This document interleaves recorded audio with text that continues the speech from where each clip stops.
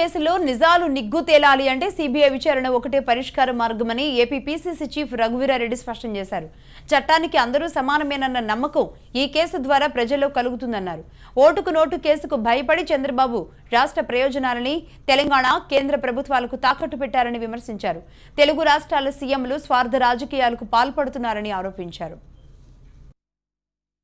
మన ముఖ్యమంత్రి మీద అంత సీరియస్ నేరం దాదాపు రుజువు కావడం మన రాష్ట్రానికే మచ్చాది. యాక్చువల్గా మన ముఖ్యమంత్రి గారే అడగాల్సింది, అతను నిర్దోషి అయితే వెంటనే తేల్చండి అని ఇతనే అడగాల్సింది. అడక్కపోగా రాష్ట్రాన్ని తాకట్టు పెట్టేశారు కేసీఆర్ గారి దగ్గర.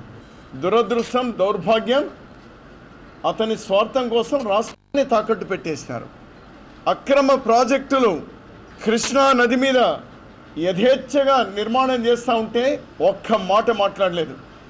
కారణం ఓటుకు నోటు కేసులో లోపలేస్తారేమో అనేటువంటి భయంతో మాట్లాడడం.